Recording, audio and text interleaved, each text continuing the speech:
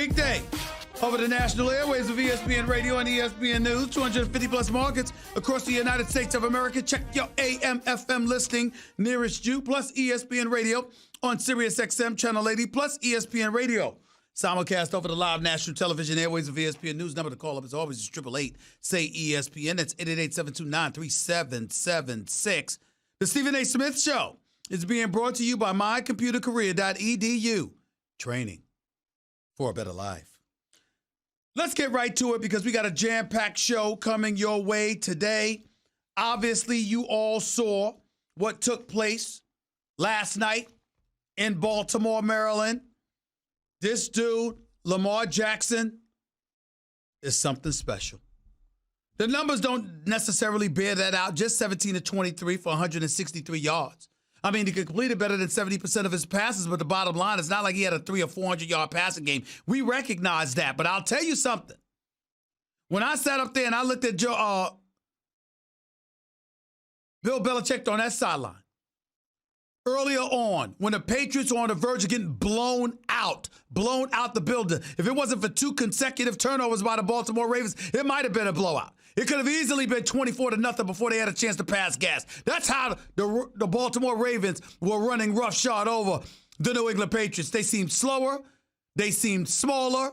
They seemed weaker. They seemed less efficient. And as a result, you've got to take into account the fact that John Harbaugh, after a bye week, record is 10-2. Got to take all of those things into consideration. Bill Belichick ain't the only great coach in the National Football League. John Harbaugh is somebody to pay attention to as well. But that's not the reason why you should be alarmed.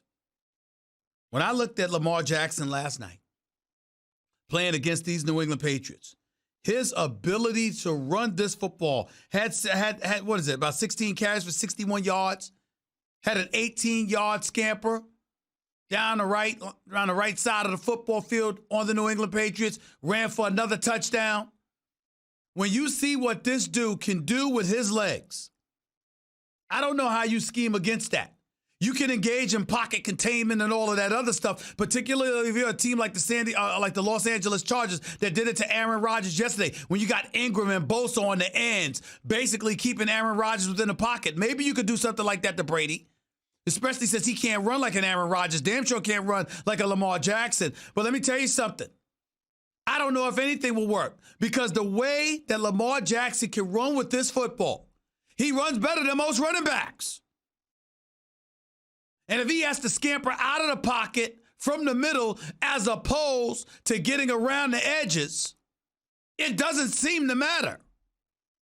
And from my vantage point, I'm going to tell you what I walked away. I walked away with 2 thoughts watching Lamar Jackson perform on the football field last night against the New England Patriots. I walked away with 2 feelings, 2 things prevalent in my mind. Number 1, Lamar Jackson was a better quarterback than Tom Brady was on the field yesterday. Let's call it what it is. The better quarterback was a 22-year-old phenom playing for the Baltimore Ravens. That's number 1. No way around it. Number 2, watching Lamar Jackson play, every time you watch this kid perform, Jalen Hurts out of Oklahoma, formerly out of Alabama, becomes a surefire high first-round pick. Because when you look at Jalen Hurts, his ability to articulate himself, his smarts, his leadership capability, his unquestioned athleticism, and the fact that when his team's on the football field, they win games. It's undeniable that you can't look at a Lamar Jackson based off of his years at Louisville and the phenom that he is, and then turn around and ignore what you're getting from Jalen Hurts at Oklahoma under Lincoln Riley. Another thought that came to my mind. We've been sitting there bloviating about Lincoln Riley and how he needs to be the next head coach of the Dallas Cowboys, playing a Monday Night Football game against the New York Giants tonight, by the way. And you know what we didn't think about? Dallas Cowboys ain't the only team that should be able to get their hands on this kid, this man, that is Lincoln Riley. How about the Houston Texans? How about the New York Jets? How about the Cleveland Browns? Because I got news for you. They all could use him. Houston's winning games because of Deshaun Watson. Nobody's a real fan of Bill O'Brien. I mean, I like him. I respect him. But do I think they could be doing a better job in Houston that they've been doing over the last few years? Yes, I do. But Deshaun Watson is such a stud and they're winning football games. Why upset the apple cart? You can make an argument there. But when you look at the atrocity that is the New York Jets, and if Sam Darnold is somebody you believe in, and Lincoln Riley is en route to having his third consecutive Heisman Trophy winner at the quarterback position, clearly deserving of the credit for the greatness of Baker Mayfield as an Oklahoma Sooner, the greatness of Kyler Murray as an Oklahoma Sooner, the greatness of Jalen Hurts as an Oklahoma Sooner, all attached to Lincoln Riley. You want this dude to be your quarterback fixer. If you got a quarterback you believe in that is the face of your franchise, why not this guy? If I'm Cleveland, I fire Freddie Kitchens the second this season is over. If not right now. Just to bring in Lincoln Riley. I'd promise him the damn job now. If Baker Mayfield means that much to you, and I feel bad for saying that about Freddie Kitchens because here's the deal. Do I think he's in over his head? Yes, I do. Do I think he's not necessarily ready for prime time as a head coach? Yes, I do. Do I think that the Cleveland Browns have shown just that? Yes, I do. But it's not like I had a problem with his play calling. In most instances, not getting Odell Beckham Jr. to football is egregious and inexplicable. Targeting him only 4 times in the red zone is inexplicable. Having a great wide receiver like Odell Beckham Jr. catch just 1 touchdown on the entire year and have just 2 100-yard-plus games in 8 tries, that stuff is inexcusable. Those are indictments against Freddie Kitchens, no doubt. But we don't know how much Baker Mayfield has had to do with that. We really, really don't. And so when you consider that and you take that into consideration, it's just undeniable. It's just undeniable what we're talking about here. It really is. And so I would say to you, Freddie Kitchens clearly has promise as far as I'm concerned, but he should never have had this job. And I'm looking at GM John Dorsey. What the hell are you? We all know why Freddie Kitchens had the head coaching job in Cleveland. He's got the head coaching job in Cleveland because Baker Mayfield, after just 1 season on the damn job, said, this is my guy. And John Dorsey took that into consideration. This dude is in his first year. Who gives a damn about what Baker Mayfield has to say about who the head coach should be after 1 season on a damn job? This is some inexcusable stuff. And so if you're John Dorsey, you got to make amends for that. A guy goes from your running backs coach to your offensive coordinator to your head coach inside of 8 months. It's pretty embarrassing that you allowed that to happen. But ladies and gentlemen, I don't know too many things more embarrassing than the New York Jets at this particular moment in time. What an atrocity. It's bad enough that you lost. It's bad enough that you're 1-7. It's bad enough that you don't seem to know what the hell you're doing. Not just as a head coach, but as an organization. But to lose to the winless Miami Dolphins, to watch Gatorade poured on the shoulder of Brian Flores, to watch the Miami Dolphins stroll into their house at Hard Rock Stadium and with a bunch of no-names, with Ryan Fitzpatrick as your quarterback, managed to upend the New York Jets. I mean, I don't know how speechless I am. 26-18 was the final score. Sam Darnold, 27 to 39, 260 yards. A touchdown. Le'Veon Bell averaging nearly 4 yards a carry, 17 carries for 66 yards. I bet you he wish he was still in Pittsburgh. I mean, just look at the receivers that Ryan Fitzpatrick was throwing to. Some dude named Gesicki, P. Williams, Parker, Grant. I mean, who the hell are these people? Their starting running back was some dude named Walton, had 12 catches for 29 yards. They're hapless for a reason. But somehow, some way, they managed to beat the New York Jets. Ladies and gentlemen, let me be very, very clear. I've never been a fan of Adam Gase. I believe that the brother showed up to his introductory press conference as the New York Jets head coach. Ha! I'm going to say it again. Ha! Now, I don't know what the hell he was on, but it was on something. Look at Mike McCagnon looking at this man. Look at Christopher Johnson looking at this man. I mean, he can barely even, you don't even want to look at him. I don't know what the hell. You talk about a brother that looked buzzed out. That was Adam Gase. I don't care what anybody says. He looked buzzed out. I don't give a damn if he was on a bottle of Diet Mountain Dew or Mountain Dew. He was buzzed on something. Having said that, his performance as head coach of the New York Jets clearly has indicated something ain't right with him. I don't think he knows what the hell he's doing. Now, he was talking to the referees there. He looked lucid and alert there. But this guy does not look like head coaching material. He doesn't galvanize. He doesn't inspire. He doesn't max out the potential of the pieces around him. He looks beaten while on the sideline. It all looks completely lost. Sam Darnold looks even worse than he was. He looks like he's regressed. And Adam Gase was supposed to get this job specifically to avoid regression on the part of Sam Darnold. Don't tell me that this team ever under Todd Bowles looked this bad. And for those of you who would be stupid enough to call up to this show and say, wait a minute, Stephen A. I mean, Zach Taylor and the Cincinnati Bengals don't look better than they look with Marvin Lewis. Marvin Lewis had 16 years. I didn't tell y'all to hire Zach Taylor. I said Marvin Lewis needed to go because in 16 years, the man couldn't win a playoff game. I stand by that. I have nothing against Marvin Lewis. But 16 years on the job, you can't get one postseason victory in 16 years. It's time for a change. In Adam Gase's case, what the hell did you do in Miami?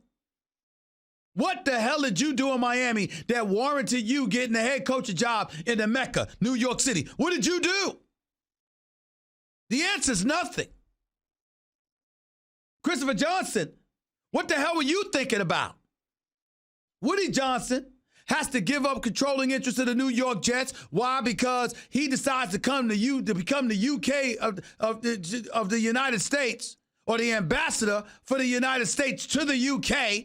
He gives controlling interest of the franchise to his little brother, Christopher. And what does Christopher do? He goes out and he hires Adam Gase. He doesn't hire Mike McCarthy. He doesn't hire anybody else. He hires Adam Gase. And after he hires Adam Gase, before the man has conducted a practice for the season, before a preseason game has taken place, and he's coached in one of those, this man lets go of Mike McCagnon, the GM, empowers Adam Gase to hire the new general manager, which is Joe Douglas from the Eagles. We don't know how good it is. We'll give him the benefit of the doubt. He's around a long time, had a damn good reputation coming from Philadelphia. We got to show this man respect and give him a chance. But the fact is, he's hurt. He's blemished by his association with Adam Gase, because everybody knows Adam Gase should have been the damn head coach of the New York Jets. Now, does that mean he should be fired right now? No. Because what is that going to resolve? Your season stinks. It's over. Might as well let him stink right along with it. I mean, the Jets are so stink, it looks like Adam Gase poured manure on his damn self. I mean, that's just awful. Absolutely awful. By the way, as an aside, I applaud my brothers in crime. Michael K., Don Juan LaGreca and the crew, because they had Adam Gase on their show last week. And you had people stupidly asserting they should be hard on Adam Gase. Well, when the man admits to you it's a bad coaching job, when he admits it's his fault, when he admits that he has to hold himself to a higher level of accountability and get these guys steered in the right direction, what the hell do you want Michael Kay and Don Juan LaGreca to say? Along with Peter. What do you want them to say? There's nothing they can really say. So all I'm saying is I can't knock them for that. But in the end, what it comes down to is Adam Gase should not be the head coach of the New York Jets. Go ahead and finish the season. The season's a wash. It's a joke. Once again, Jets fans, the Jets franchise has robbed Jets fans of their hard-earned dollars. They subjected Jets fans to a level of misery that's damn near unparalleled. I give it to the Jets. At least they didn't wait to ruin the holidays. They did it from the beginning of the season. So by the holidays, you should be over it to some degree. Resign to the fact that your team stinks yet again. You're going nowhere yet again. Christopher Johnson ain't nothing more than an extension of his brother when it comes to this franchise. Yet again, y'all ain't going nowhere. Okay, we got it.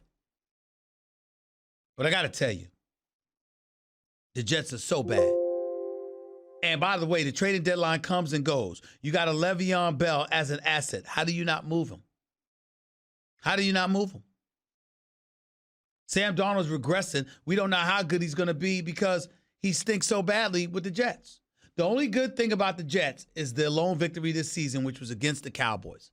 So Cowboy fans have the unenviable position of having lost to one of the worst teams in football on their resume. That's about it. There's no other good that comes from this.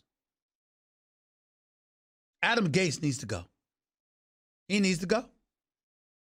Don't get rid of him this season. I don't mind you getting rid of Freddie Kitchens right now.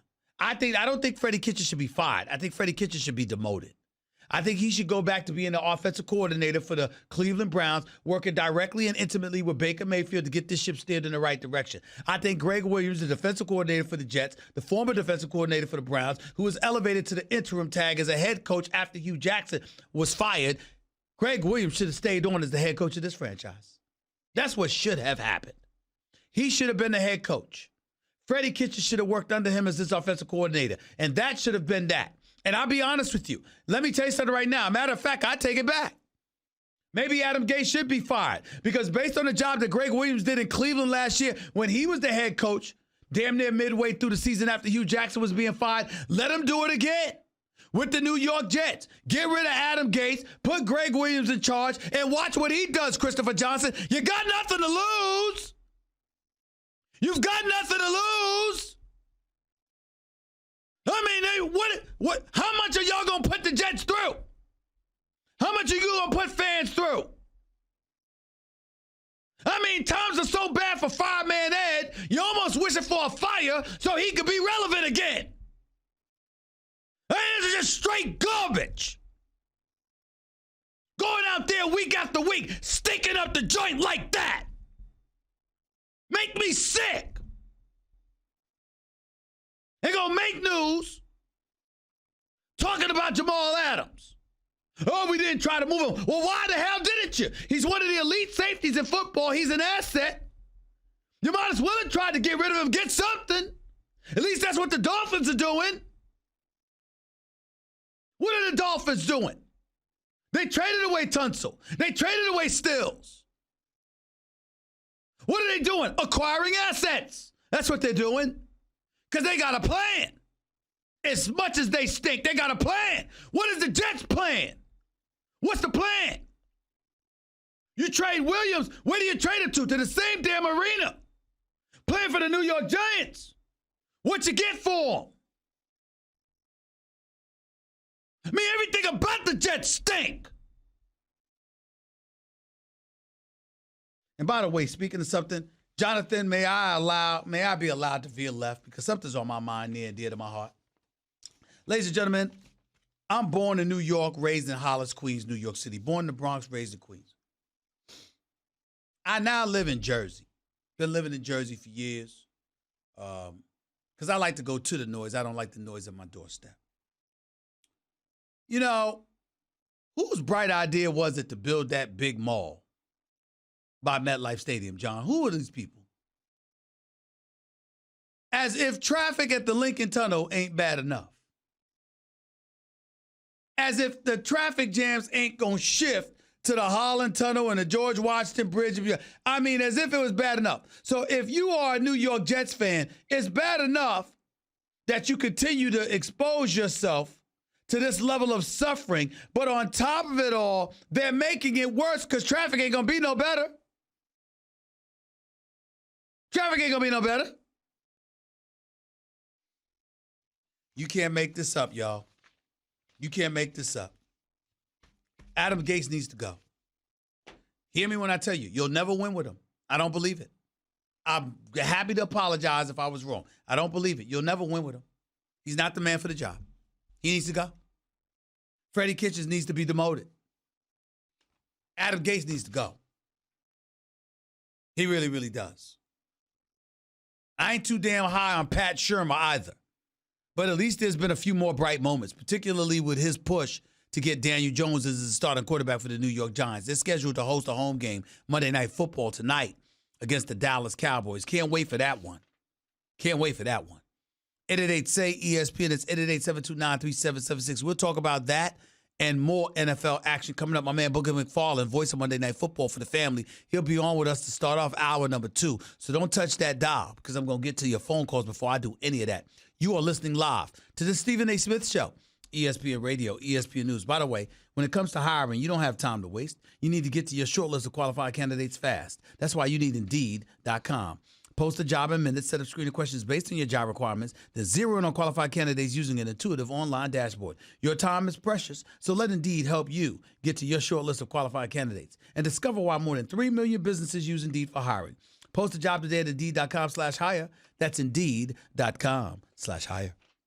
What if there was one place you could go to hear the most essential story every day? Adam Silver was Mr. Brown was amazing. That's ESPN Daily. You'll hear the story that the entire sports world is talking about. I'm Mina Kimes, host of the new podcast, ESPN Daily. Available now where